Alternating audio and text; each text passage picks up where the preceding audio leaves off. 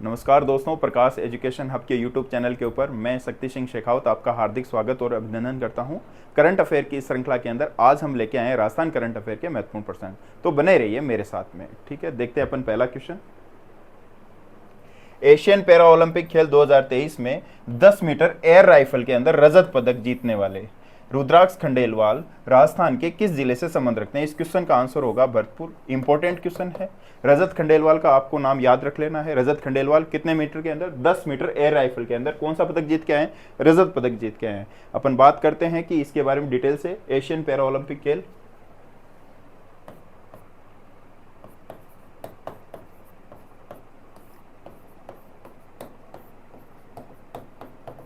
Asian para Olympic खेल, इनका आयोजन कहां पे हो रहा है? तो इनका आयोजन हो रहा है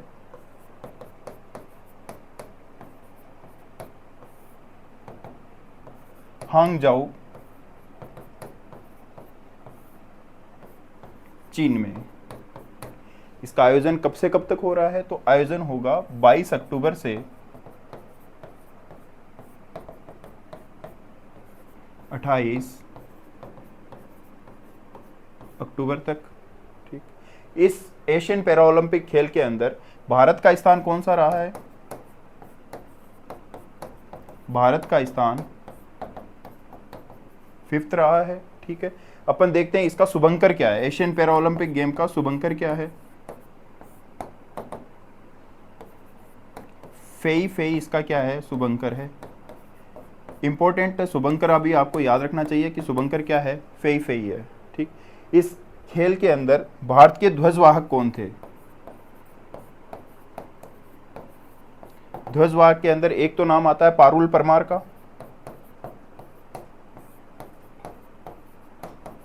और एक नाम आता है अवनी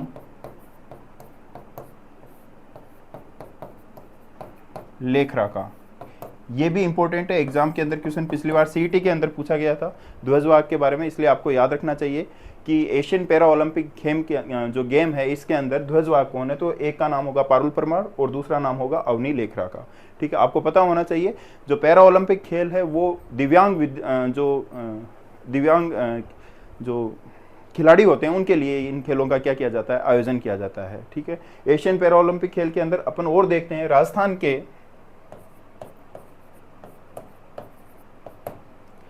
राजस्थान के खिलाड़ी सुंदर सिंह गुर्जर, राजस्थान के खिलाड़ी हैं सुंदर सिंह गुर्जर हैं। ठीक है, इन्होंने भाला फेंक के अंदर इन्होंने क्या किया है? भाला फेंक में एशियन पैरा ओलंपिक गेम में वर्ल्ड रिकॉर्ड बनाया है। वर्ल्ड रिकॉर्ड बनाया इन्होंने 68.60 मीटर दूर भाला फेंका, इसलिए इन्हें क्या मिला है? स्वर्ण पदक मिला।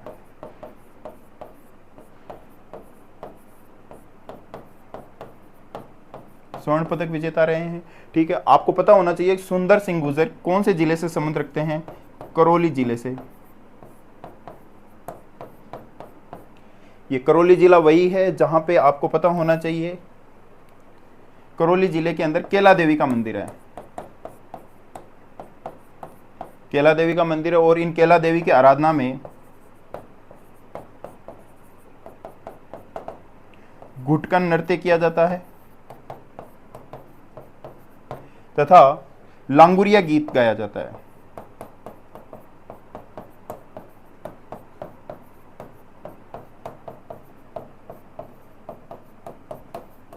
लांगुरिया गीत गाया जाता है। एक बार अपन दोबारा देखते हैं। एशियन पैरा ओलंपिक गेम 2023 की बात हो रही है। 10 मीटर एयर राइफल के अंदर रुद्राक्ष खंडेलवाल ने क्या जीता है? रजत पदक जीता है। कौन से जिले से संबंध रखते हैं? तो भरतपुर जिले से संबंध रखते हैं। उसके बाद में अपन देखते हैं कि एशियन पैरा ओलंपिक गेम का जो आयोजन हो रहा है वो कहाँ हो रहा है? हांगजाऊ, चीन के अंदर हो रहा है। अच्छा, मैं आपको एक चीज और बता दूं कि जो 2026 के गेम होंगे, एशियन पैरा ओलंपिक गेम 2026, इनका आयोजन कहाँ पे होगा? तो इनका आयोजन जापान के अंदर होगा। इनका आयोजन कहाँ पे होगा? जापान में। जापान में जगह का नाम होगा नगोया। नगोया जापान के अंदर होगा। अभी जो आयोजन हुआ वो कहाँ पे हुआ है, हांगजोंग चीन के अंदर हुआ है। 22 अक्टूबर से लेकर 28 अक्टूबर तक इसका क्या हुआ है, आयोजन हुआ है। भारत का इसमें कौन सा स्थान रहा है, 5th स्थान रहा है। इसका शुभंकर क्या है, फेई फेई है। और इसके ध्वजवाहक कौन है, तो पारुल परमार है तथा अवनी लेखरा है। इंपॉर्टेंट है। राजस्थान के खिलाड़ी हैं सुंदर सिंह गुर्जर हैं, जिन्होंने क्या फेंका है, भाला फेंका है। और भाला फेंक के अंदर इन्होंने क्या बनाया, वर्ल्ड रिकॉर्ड बनाया। और वर्ल्ड रिकॉर्ड के अंदर 68.60 मीटर इन्होंने क्या फेंका है, भाला फेंका है। ठीक है, इसलिए इन्हें क्या मिला है, स्वर्ण पदक मिला है। अच्छा, ये सुंदर सिंह जो गुर्जर हैं वो कौन से जिले से संबंध रखते हैं, तो वो करौली जिले से संबंध रखते हैं। और जब बात करौली जिले की हो रही है तो मैं आपको बता दूं, करौली जिले किस लिए फेमस है, केला देवी के लिए फेमस है। और केला देवी की आराधना में जो नृत्य किया जाता है वो गुटकर नृत्य किया जाता है। और केला देवी के जो आराधना में गीत गाया जाता है उस गीत का नाम क्या है, लांगुरिया गीत है। सारे के सारे क्वेश्चन क्या है, इंपॉर्टेंट है। अगले क्वेश्चन की तरफ अपन बढ़ते हैं। मारवाड़ महोत्सव का आयोजन कब हुआ, आपको पता होना चाहिए। पहला क्वेश्चन तो यही बनता है कि मारवाड़ महोत्सव का आयोजन कब होता है, तो ये इस बार हुआ है 27 अक्टूबर को। ठीक है, ये आयोजन 27 और 28 अक्टूबर 2 दिन होने वाला था। लेकिन सब आप सबको पता है कि राजस्थान में चुनाव की क्या लग रखी है, आचार संहिता लग रखी है। इसलिए आचार संहिता की वजह से इसका जो आयोजन है वो 27 अक्टूबर एक ही दिन हुआ है। ठीक है, मारवाड़ महोत्सव का आयोजन होता कहाँ पे, तो ये होता है जोधपुर के अंदर। मारवाड़ महोत्सव का आयोजन कहां पे होता है, जोधपुर में। लेकिन अगर आपसे पूछ ले कि मरु महोत्सव,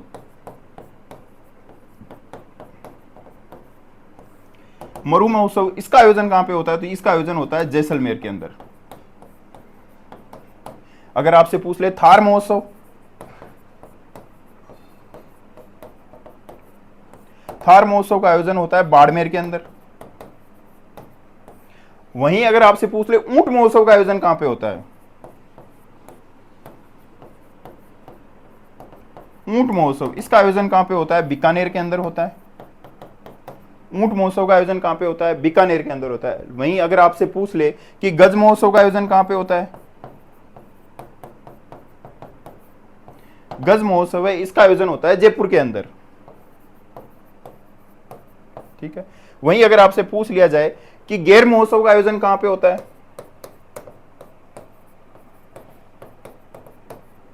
गेर महोत्सव का आयोजन होता है आपके भीलवाड़ा के अंदर। वहीं अगर आपसे पूछ लिया जाए कि नाहन महोत्सव का आयोजन कहां पे होता है,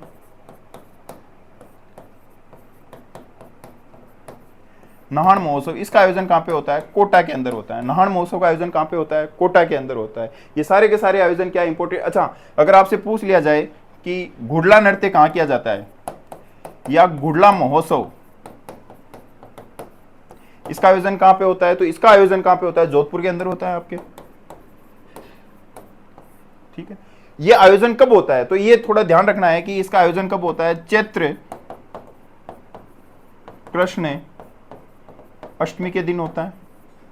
कौन से दिन होता है, चैत्र कृष्ण। वीआईपी है, वेरी इंपॉर्टेंट है, बार बार एग्जाम के अंदर पूछा जाता है। गुड़ला महोत्सव, पूरे राजस्थान में गुड़ला महोत्सव सिर्फ एक ही जगह मनाया जाता है। कहां मनाया जाता है, तो गुड़ला महोत्सव जो महोत्सव है ये जोधपुर के अंदर मनाया जाता है। कौन सी तिथि को मनाया जाता है, चैत्र कृष्ण अष्टमी को मनाया जाता है। अच्छा, आपको एक चीज और बताता हूं कि ये जो चैत्र कृष्ण अष्टमी है इस दिन पूरे राजस्थान के अंदर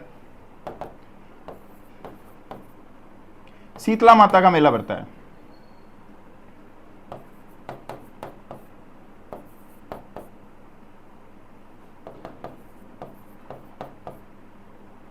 सील या इसे क्या बोलते हैं, बास्योड़ा।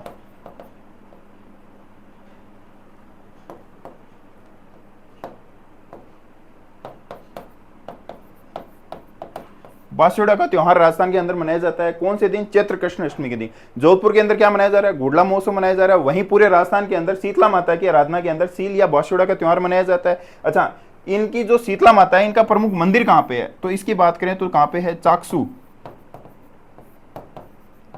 जयपुर के अंदर है। एग्जाम के अंदर बहुत बार पूछा गया है कि शीतला माता। अच्छा, शीतला माता की पुजारी कौन होता है, इनका जो पुजारी होता है वो होता है कुम्हार। ठीक है, अच्छा, शीतला माता का अगर वाहन पूछ लिया जाए कि शीतला माता का वाहन कौन सा है, तो वाहन होता है गधा। वाहन क्या होता है, गधा। ठीक है, मैं आपको एक बार दोबारा बता देता हूं।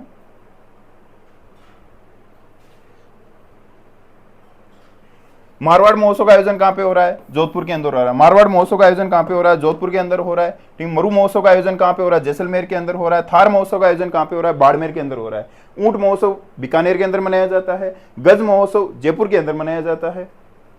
अगर गैर महोत्सव की बात करें, भीलवाड़ा के अंदर मनाया जाता है। नाहन महोत्सव कोटा के अंदर, इंपॉर्टेंट है, नाहन महोत्सव बहुत बार एग्जाम में पूछा गया है। गुड़ला महोत्सव जोधपुर के अंदर मनाया जाता है। चैत्र कृष्ण अष्टमी के दिन मनाया जाता है और इसी दिन संपूर्ण राजस्थान के अंदर बासुड़ा का त्योहार मनाया जाता है शीतला माता की आराधना में। और आपसे पूछ लेगी शीतला माता का मंदिर कहाँ पे है? चाकसू जयपुर के अंदर है। इनका जो पुजारी है वो कौन है? कुमार है। इनका वाहन कौन सा है? तो गधा है। वहीं अगर जोधपुर के अंदर आपसे पूछ ले कबीर महोत्सव, कबीर महोत्सव भी कहां मनाया जाता है? ये भी कहां मनाया जाता है? जोधपुर के अंदर मनाया जाता है। अगर आपसे पूछ लिया जाए कि वन महोत्सव, वन महोत्सव ये कहां मनाया जाता है? तो ये बस्सी जयपुर के अंदर मनाया जाता है। बढ़ते हैं अगले क्वेश्चन की तरफ। राजस्थान में हस्तशिल्प रत्न पुरस्कार किसे दिया गया है? राजस्थान हस्तशिल्प रत्न पुरस्कार किसे दिया गया है? तो इस क्वेश्चन का आंसर क्या होगा? इंदर सिंह कुदरत होगा। इस क्वेश्चन का आंसर क्या होगा? इंदर सिंह कुदरत होगा। अगर बात करें अपन जेबू निशा की, तो इन्हें राजस्थान बुनकर रत्न पुरस्कार, इन्हें राजस्थान बुनकर रत्न पुरस्कार मिला है। ठीक है, आपको पता होना चाहिए राजस्थान हस्तशिल्प रत्न पुरस्कार तो किनको मिला है? इंदर सिंह कुदरत को मिला है। वहीं आपको पूछ रहे राजस्थान बुनकर रत्न पुरस्कार ये किन्हें मिला है? तो ये जेबू निशा को मिला है। अच्छा, आपको एक बात और बता दूं कि राजस्थान सरकार की हस्तशिल्प नीति कब आई थी?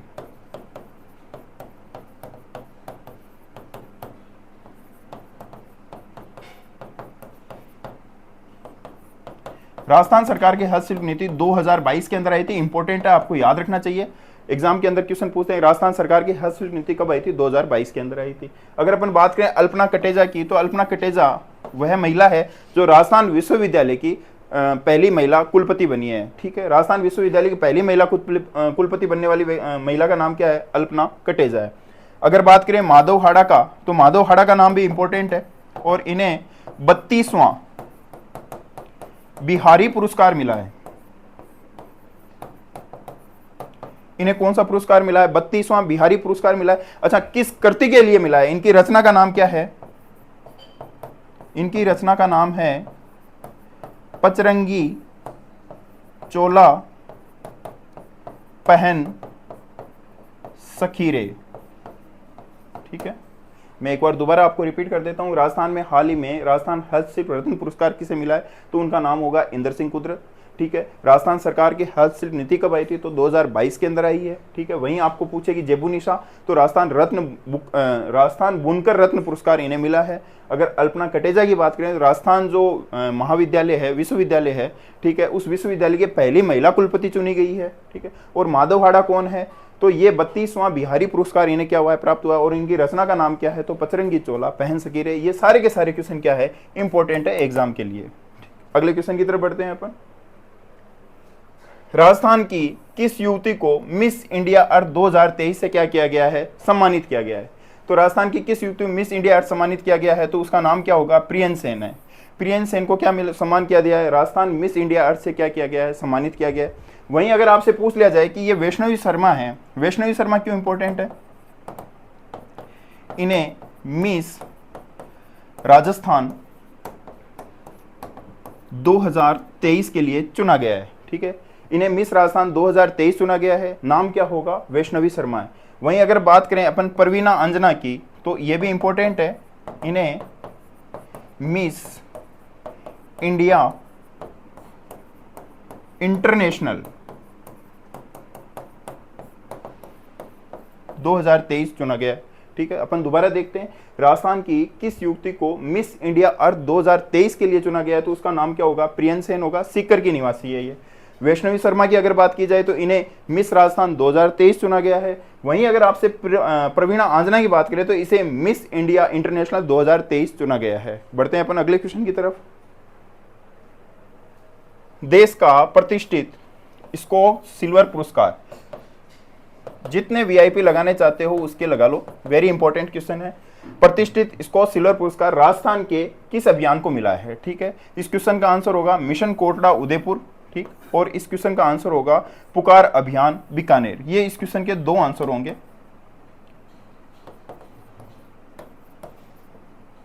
ये दो इसके आंसर नहीं होंगे, तो इसलिए इनको इग्नोर कर देना। वेरी इंपॉर्टेंट है, दोबारा ध्यान रखना। कि राजस्थान का प्रतिष्ठित, देश का प्रतिष्ठित है स्कॉच सिल्वर पुरस्कार है जो राजस्थान के किन 2 अभियानों को मिला है? तो अपन बात करें मिशन कोटड़ा उदयपुर को तथा पुकार अभियान बीकानेर को मिला है। बढ़ते हैं अगले क्वेश्चन की तरफ। राष्ट्रीय शिक्षक पुरस्कार 2023 के लिए राजस्थान के किन किन शिक्षकों का क्या हुआ है? चयन हुआ है। ठीक है, इस क्वेश्चन का आंसर होगा आशा रानी सुमन होगा और शीला आसोपा होगा। इस क्वेश्चन के आंसर क्या होंगे? आशा रानी सुमन और क्या होगा? शीला आसोपा है। इसलिए इस क्वेश्चन का आंसर क्या हो जाएगा? द हो जाएगा। ए व दो इस क्वेश्चन का क्या हो जाएगा? आंसर हो जाएगा। वेरी इंपॉर्टेंट क्वेश्चन है, एग्जाम के लिहाज से बहुत ही ज्यादा इंपॉर्टेंट है। 2023 अभी आपके कॉलेज लेक्चरर के एग्जाम में इस क्वेश्चन के आने के चांस ज्यादा हैं। ठीक है, शिक्षक, अगर बात हो रही है शिक्षक की तो अपन देख लेते हैं शिक्षक दिवस। शिक्षक दिवस कब मनाते हैं? प्रतिवर्ष कब मनाते हैं? 5 सितंबर को मनाते हैं। ठीक है, किसकी याद में? तो भारत के फर्स्ट उपराष्ट्रपति डॉक्टर सर्वपल्ली राधाकृष्णन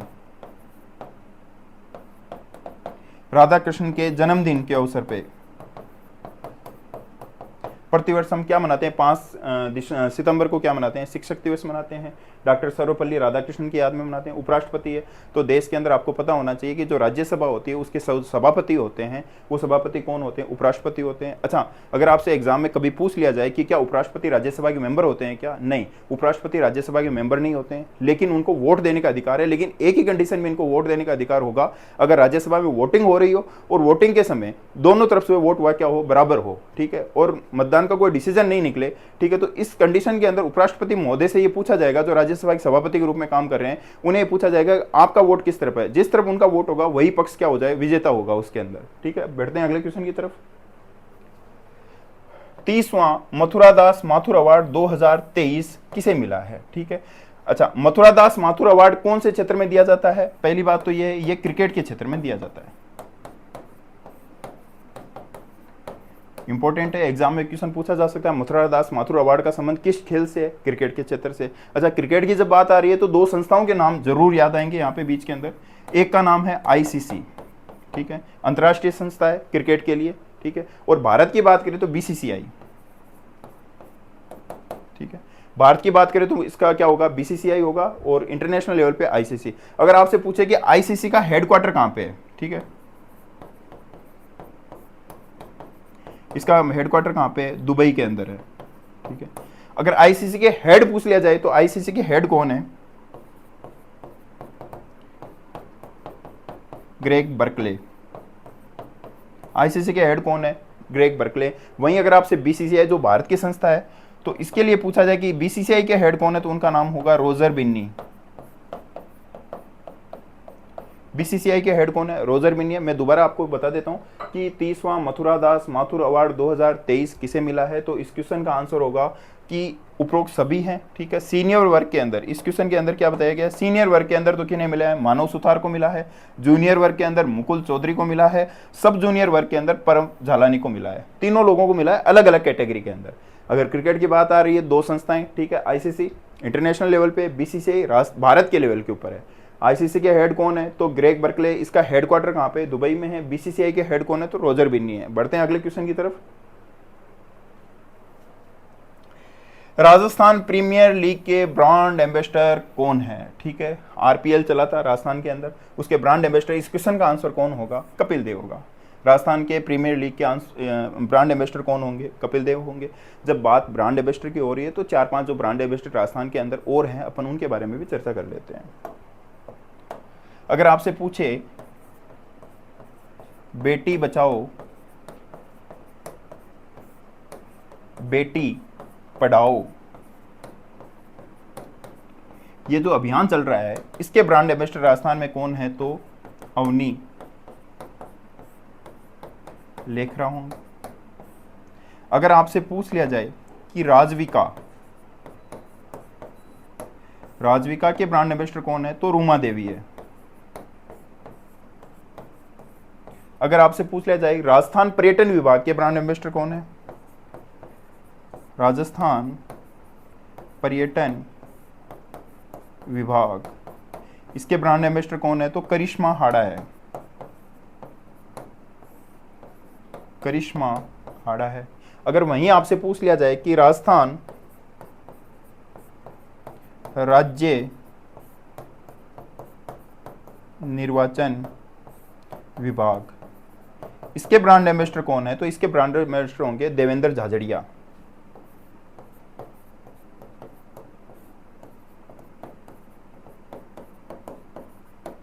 देवेंद्र झाझड़िया राजस्थान के चूरू जिले से संबंध रखते हैं। अच्छा, इनके लिए एक फैक्ट और बता देता हूं मैं आपको, एग्जाम में पूछ सकता है कि इन्हें कौन सा सम्मान मिला है। तो इन्हें पद्म विभूषण मिला है। ये कौन से सम्मान से सम्मानित है? पद्म विभूषण, पद्म भूषण सम्मान से मिले, सॉरी, पद्म भूषण सम्मान से इनको क्या किया गया है? सम्मानित किया गया है। अच्छा, आपको ये चीज ध्यान में रखनी है कि देवेंद्र झाझड़िया जी ऐसे पहले व्यक्ति हैं जो दिव्यांग कैटेगरी से पैरा एथलीट हैं जिन्हें पद्म विभूषण का पुरस्कार मिला है, राजस्थान के चूरू जिले से संबंध रखते हैं। अगले क्वेश्चन की तरफ अपन बढ़ते हैं। चंबल रिवर फ्रंट का लोकार्पण किसने किया? आप सबको पता है चंबल रिवर फ्रंट कहां पे है? कोटा के अंदर है, ठीक है। अगर आपसे एग्जाम में ये क्वेश्चन पूछा जाए कि राजस्थान का वह कौन सा जो जिला है या शहर है, राजस्थान का वह कौन सा शहर है जो आपके ट्रैफिक लाइट से फ्री है, ट्रैफिक लाइट फ्री है,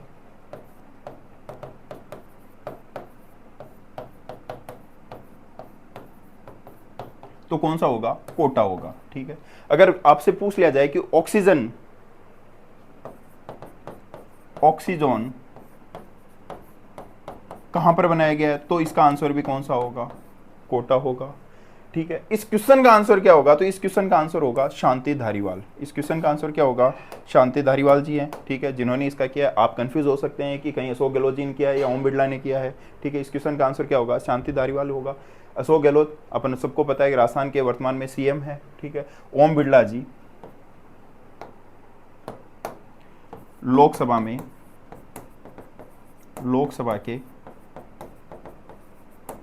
सभापति हैं, लोकसभा के सभापति, अध्यक्ष बोल सकते हैं इन्हें, लोकसभा के क्या हैं?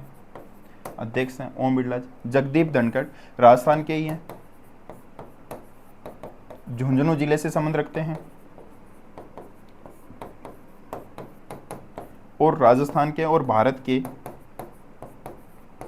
वर्तमान उपराष्ट्रपति हैं। ये राजस्थान के दूसरे व्यक्ति हैं जो उपराष्ट्रपति पद के ऊपर पहुंचे हैं। इससे पहले भैरू सिंह जी शेखावत जो राजस्थान के क्या रहे हैं? उपराष्ट्रपति रहे हैं। राजस्थान के व्यक्ति हैं जो उपराष्ट्रपति पद के ऊपर रहे हैं, ठीक है। अपन दोबारा देख लेते हैं। चंबल रिवर फ्रंट ये कहाँ पे है? तो ये कोटा के अंदर है। कोटा राजस्थान का एकमात्र पहला शहर है जो ट्रैफिक लाइट फ्री बना है, ठीक है। उसके अलावा अपन देखते हैं कि ऑक्सीजोन कहाँ पे है, ठीक है, कोटा के अंदर है। अगर वहीं आपसे पूछ लिया जाए कि इस चंबल रिवर फ्रंट का उद्घाटन किसने किया था? शांति धारीवाल जी ने किया है, ठीक है। अशोक गहलोत राजस्थान के सीएम है, ओम बिरला लोकसभा के अध्यक्ष हैं, ठीक है, और जगदीप धनखड़ राजस्थान के झुंझुनू जिले के निवासी हैं और राजस्थान में वर्तमान में ये भारत के क्या हैं? उपराष्ट्रपति हैं। अगले क्वेश्चन की तरफ बढ़ते हैं। सुरक्षित स्कूल सुरक्षित राजस्थान, ठीक है, ये थीम के तहत क्या हुआ है? विद्यालयों में गुड टच बैड टच, बच्चों को जागरूक बनाने के लिए एक अभियान चलाया जा रहा है, ठीक है। उस अभियान के अंदर ये जो इसका फर्स्ट चरण है, इसका शुभारंभ कब हुआ? तो इसका आंसर होगा 26 अगस्त 2023। इंपॉर्टेंट है, बच्चों से संबंधित है, इसलिए आपको पता होना चाहिए, ठीक है। इसी दिन अर्थात प्रतिवर्ष 26 अगस्त को अंतर्राष्ट्रीय महिला समानता दिवस मनाते हैं, ठीक है। इस दिन क्या मनाते हैं? अंतर्राष्ट्रीय महिला समानता दिवस मनाते हैं। डेट कौन सी होगी? 26 अगस्त होगी। बढ़ते हैं अगले क्वेश्चन की तरफ। राजस्थान जीव जंतु कल्याण बोर्ड का नया नाम क्या रखा गया है? वेरी वेरी इंपॉर्टेंट है। राजस्थान जीव जंतु कल्याण बोर्ड, ठीक है, इसका नाम वर्तमान में सरकार ने चेंज कर दिया और इस क्वेश्चन का आंसर क्या होगा? अमृता देवी जीव जंतु कल्याण बोर्ड, ठीक है। आप सबको पता है जीव जंतु के क्षेत्र के अंदर अमृता देवी जी का नाम बहुत याद किया जाता है। ये जो घटना हुई थी, ठीक है, खेजड़ली घटना,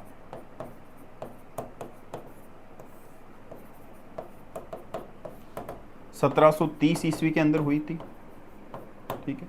इस दिन तिथि कौन सी थी? तो इस दिन तिथि थी भादवा शुक्ल दशमी, ठीक है।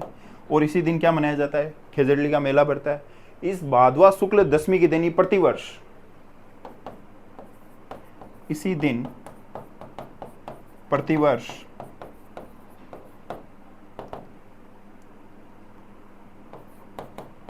तेजा जी का मेला बढ़ता है, या इस दिन को अपन क्या मनाते हैं? तेजा दशमी के रूप में मनाते हैं। ठीक है, खेजड़ली घटना 1730 में हुई थी। 363 लोग इसके अंदर क्या हो गए थे? शहीद हो गए थे। अच्छा, राजस्थान सरकार जो अमृता देवी पुरस्कार देती है, 1994 से ये पुरस्कार दिया जा रहा है। 1994 से ये क्या दिया जा रहा है? पुरस्कार दिया रहा है। 2 क्षेत्रों के अंदर ये दिया जाता है। 2 क्षेत्र मतलब एक तो दिया जाता है व्यक्तिगत रूप से और एक दिया जाता है संस्था के रूप में।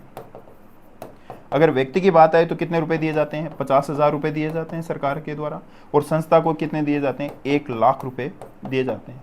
उनको दिया जाता है जो जीव जंतु के संरक्षण के अंदर उल्लेखनीय योगदान दिया है। ठीक, संत जामोजी की बात करें, संत जामोजी विष्णोई धर्म के आचार्य देव हैं, जिन्होंने कितने नियम दिए थे? 29 नियम दिए थे। इनके बचपन का नाम आप सबको पता है। बचपन का नाम क्या था? धनराज था। ठीक है, इनका जन्म कहां पे हुआ है? नागौर के पीपासर गांव में हुआ है। बढ़ते हैं अपन अगले क्वेश्चन की तरफ। हाल ही में राजस्थान विश्वविद्यालय की पहली महिला, अभी अपन ने थोड़ी देर पहले भी इसके ऊपर चर्चा करी थी, इसलिए इस क्वेश्चन को क्या लगा लेना? वीआईपी, वेरी इंपॉर्टेंट है। राजस्थान विश्वविद्यालय जो कहां पे है? जयपुर के अंदर है। राजस्थान विश्वविद्यालय जयपुर की पहली महिला स्थायी कुलपति, यानी इस पोस्ट के ऊपर पहले पहुंचने वाली पहली महिला कुलपति कौन बनी है? तो उस क्वेश्चन का नाम क्या होगा? श्रीमती कल्पना कटेजा। अल्पना, सॉरी, इसका नाम क्या होगा? अल्पना कटेजा। ठीक है, ये इस क्वेश्चन का क्या है? आंसर है, इंपॉर्टेंट है। ठीक है, राजस्थान विश्वविद्यालय की पहली महिला स्थायी कुलपति कौन चुनी गई है? अल्पना कटेजा चुनी गई है। अच्छा, अगर आपसे पूछ लिया जाए कि राजस्थान में बाबा आमटे दिव्यांग विश्वविद्यालय, ये कहां पे है? अगर आपसे पूछ लिया जाए कि बाबा आमटे दिव्यांग विश्वविद्यालय कहां पे है, तो ये भी कहां पे होगा? जामडोली जयपुर के अंदर होगा। ये कहां पे है? जामडोली जयपुर के अंदर। लेकिन अगर आपसे पूछ लिया जाए कि महात्मा गांधी दिव्यांग विश्वविद्यालय कहां पे है? महात्मा गांधी दिव्यांग विश्वविद्यालय, तो ये कहां पे हो जाएगा? जोधपुर के अंदर। ठीक है, वेरी इंपॉर्टेंट है, आपको याद रखना है। ठीक है, दोबारा बता देते हैं, राजस्थान विश्वविद्यालय की पहली महिला स्थायी कुलपति कौन चुनी गई है? तो उनका नाम होगा कल्पना कटेजा है। ठीक है, राजस्थान विश्वविद्यालय कहाँ पे है? जयपुर में है। अगर आपसे पूछ लिया जाए कि बाबा आमटे दिव्यांग विश्वविद्यालय राजस्थान में कहाँ पे है, तो वो कहाँ पे होगा? जामडोली जयपुर के अंदर है। वहीं अगर आपसे पूछ लिया जाए कि महात्मा गांधी दिव्यांग विश्वविद्यालय कहाँ पे है, ठीक है, तो जोधपुर में। महात्मा गांधी जोधपुर में, बाबा आमटे कहाँ पे हो गया? जयपुर के अंदर हो गया। अगले क्वेश्चन की तरफ अपन बढ़ते हैं। हाल ही में पंडित दीनदयाल उपाध्याय शेखावाटी विश्वविद्यालय सीकर के कुलपति कौन चुने गए हैं? ठीक है, इसके कुलपति कौन चुने गए हैं? अनिल कुमार रॉय हैं। ठीक है, इस क्वेश्चन का आंसर क्या होगा? अनिल कुमार रॉय है। ठीक, मैं आपको बता दूं कि 2 है। एक तो हो गया फिनटेक सिटी और एक हो गया फिनटेक यूनिवर्सिटी। 2 टर्म्स आती है। अगर आपसे पूछ लिया जाए कि राजस्थान की फिनटेक सिटी कौन सी होगी, तो वो कौन सी है? जयपुर है, वीआईपी है। लेकिन आप कंफ्यूज मत हो ना, अगर फिनटेक यूनिवर्सिटी की बात है तो वो कहां पे हो जाएगी? जोधपुर के अंदर हो जाएगी। ठीक है, फिनटेक यूनिवर्सिटी कहां पे है? जोधपुर में है। वहीं अगर आपसे पूछ लिया जाए कि राजस्थान एविएशन महाविद्यालय, राजस्थान एविएशन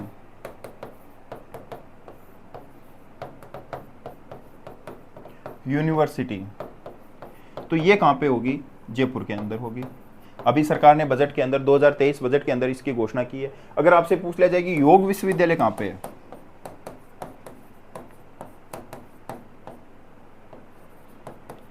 योग विश्वविद्यालय कहां पे है, तो ये कहां पे होगा? पाली के अंदर होगा। ठीक है, अगर वहीं आपसे पूछ लिया जाए कि जे मिनेश जनजातीय विश्वविद्यालय, ये कहाँ पे खुलेगा, तो ये कहाँ पे खुलेगा, कोटा के अंदर खुलेगा। ठीक है, वहीं अगर आपसे पूछ लिया जाए कि राजस्थान खनन विश्वविद्यालय ये कहाँ खोला जाएगा, तो ये आपके 12 के अंदर खोला जाएगा। वेरी इंपॉर्टेंट है, ये सारे के सारे जो फैक्ट मैंने बताए सारे के सारे एग्जाम ओरिएंटेड है। मैं आपको दोबारा बता देता हूँ, पंडित दीनदयाल उपाध्याय सेकेंडरी विश्वविद्यालय जो सीकर के अंदर है, इसके जो हाल ही में कुलपति चुने गए हैं वो अनिल कुमार रॉय हैं।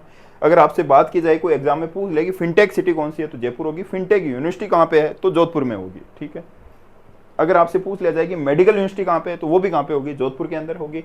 Rajasthan aviation university very important है, जयपुर के अंदर स्थापित हो रही है। योग विश्वविद्यालय कहाँ पे है, पाली के अंदर है। जय मिनेश जनजातीय विश्वविद्यालय ये कहाँ पे है, कोटा के अंदर है।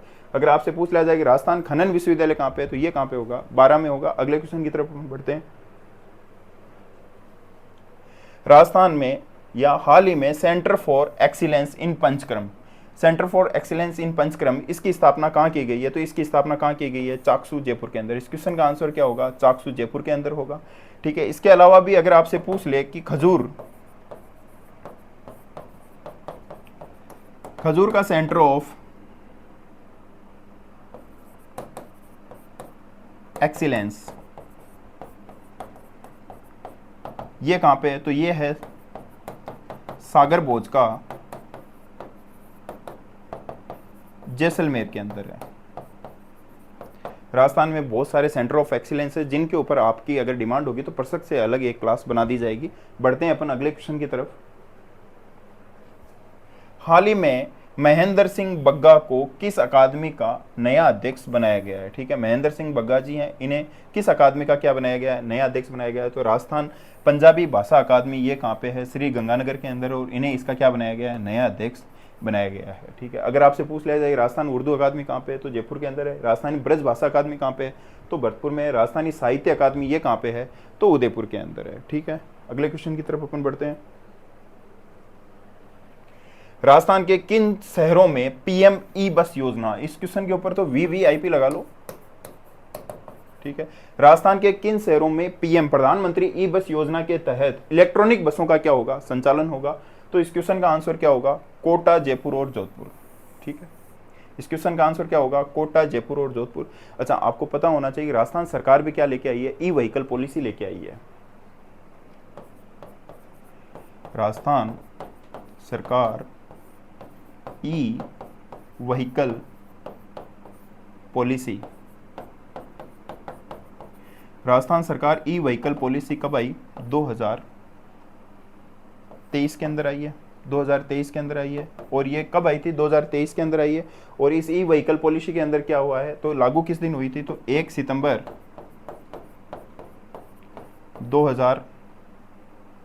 22 है, 2022 के अंदर ये क्या हुई है, लागू हुई है ई व्हीकल पॉलिसी। इसके अंदर आपको क्या दिया जाएगा कि राजस्थान सरकार ने बोला है कि हम इलेक्ट्रॉनिक व्हीकल अगर आप लेते हो, अच्छा ये पॉलिसी कितने साल के लिए लागू है,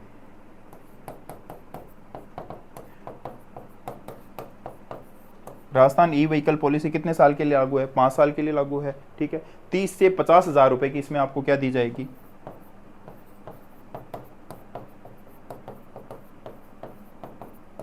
30 से 50,000 की आपको की जाएगी, छूट दी जाएगी। ठीक है, मैं एक बार दोबारा आपको बता दें, राजस्थान के किन शहरों में पीएम ई बस योजना के तहत क्या चलाई जाएगी, इलेक्ट्रॉनिक बस चलाई जाएगी, तो जयपुर है और जोधपुर है। कोटा, जयपुर और जोधपुर है। ठीक है, अगर आपसे पूछ ले राजस्थान सरकार ई व्हीकल पॉलिसी कब लेके आई, तो ये कब आई, 2022 में आई थी। 1 सितंबर 2022 को ये क्या हुई है, लागू हुई है। अगर आपसे पूछ ले राजस्थान हस्तशिल्प नीति भी कब आई है, तो ये भी 2022 के अंदर ही आई है। ठीक है, ये लागू कितने साल के लिए, 5 साल के लिए लागू होगी। एग्जाम में पूछ लिया जाता है 5 साल 10 साल, कंफ्यूज मत हो ना, 5 साल के लिए कितनी छूट दी जाएगी, 30,000 से लेकर 50,000 तक की आपको क्या दी जाएगी, छूट दी जाएगी। बाकी आपकी बैटरी की क्षमता के ऊपर भी डिपेंड करेगा। सीएम कामधेनु पशु बीमा योजना कहां से शुरू हुई, सीएम कामधेनु पशु बीमा योजना है, ये कहां से शुरू हुई है, तो गुलाबपुरा भीलवाड़ा से शुरू हुई है। वेरी वेरी इंपॉर्टेंट है। ठीक है, सीएम कामधेनु पशु बीमा योजना कब शुरू हुई, प्रारंभ 6 सितंबर 2023 को। कहां से शुरू हुई, गुलाबपुरा भीलवाड़ा। ठीक है, ये कहां से शुरू हुई है, गुलाबपुरा भीलवाड़ा से शुरू हुई है। ठीक है, सीएम कामधेनु पशु बीमा योजना ये कहां से शुरू हुई है, गुलाबपुरा भीलवाड़ा से शुरू हुई है। और इसके बाद में कितने पशु पर,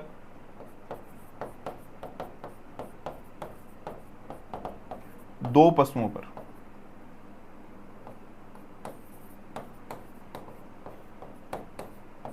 कितने पशुओं के ऊपर आपको बीमा मिलेगा, 2 पशुओं पे मिलेगा। प्रति पशु कितना, 40,000 का, 40,000 का आपके ऊपर क्या किया जाएगा, बीमा किया जाए पशु के लिए, ठीक है। इसके अलावा राजस्थान, अजी एग्जाम में पूछा गया कि राजस्थान सरकार ने इसके लिए कितना बजट आवंटित किया है। राजस्थान सरकार ने इसके लिए 750 करोड़ रुपए का बजट आवंटित किया है। 750 करोड़ रुपए का बजट क्या किया है, आवंटित किया है। मैं दोबारा आपको एक बार बता देता हूँ। सीएम कामधेनु पशु बीमा योजना कहाँ से शुरू हुई, तो ये गुलाबपुरा भीलवाड़ा से शुरू हुई है। प्रारंभ कब हुआ, 6 सितंबर 2023 को ये शुरू हुई है। कितने पशु इसमें शामिल किए गए हैं, 2 पशु पर प्रति परिवार 2 पशु को इसमें क्या किया गया, शामिल किया गया है। प्रति पशु कितने का बीमा होगा, 40,000 का बीमा होगा। और राजस्थान सरकार ने इसके लिए कितना बजट आवंटित किया है, तो 750 करोड़ रुपए का बजट आवंटित किया है। बढ़ते हैं अगले क्वेश्चन की तरफ। हाल ही में इंदिरा रसोई योजना ग्रामीण, बात किसकी हो रही है, ग्रामीण की हो रही है, ठीक है। कहाँ से शुरू हुई, तो ये शुरू हुई थी निवाई टोंक से, ठीक है। ये कहाँ से शुरू हुई है, निवाई टोंक से शुरू हुई है। आपको पता है इंदिरा जो रसोई योजना है इसकी टैगलाइन क्या है,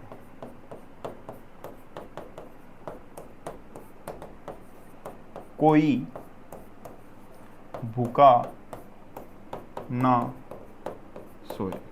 राजस्थान सरकार की जो फ्लैगशिप योजनाओं में शामिल है, इसकी टैगलाइन है कोई भूखा ना सोए, ठीक है। पहले ये शहरों के अंदर थी, अभी सरकार ने बढ़ा के इसको कहाँ शुरू कर दिया, ग्रामीण क्षेत्रों में शुरू कर दिया। वेरी इंपॉर्टेंट है, कहाँ से शुरू हुई, निवाई टोंक से। हुई। कितनी रसोई खोली जाएगी, 400 रसोई खोली जाएगी, ठीक है। यहाँ पे कितने रुपए के अंदर खाना मिलेगा, तो यहाँ पे आपको 8 रुपए में भरपेट खाना मिलेगा।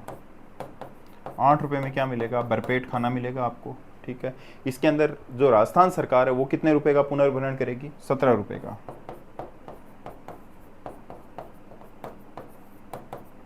इसलिए इस प्रकार इसकी कुल लागत कितनी आ गई, तो कुल लागत कितनी आएगी, 25 रुपए आएगी, ठीक है। लेकिन आप जो आमजन है उसको कितने रुपए देने होंगे, 8 रुपए प्रति थाली देने होंगे।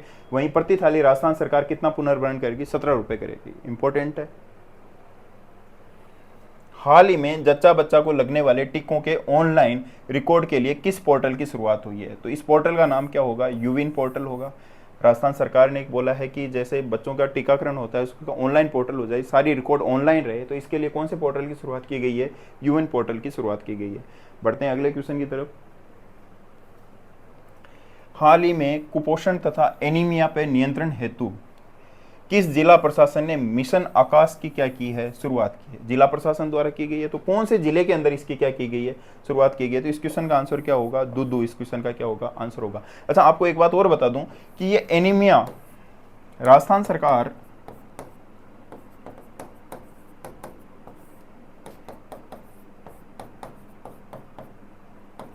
एनीमिया की मुक्ति के लिए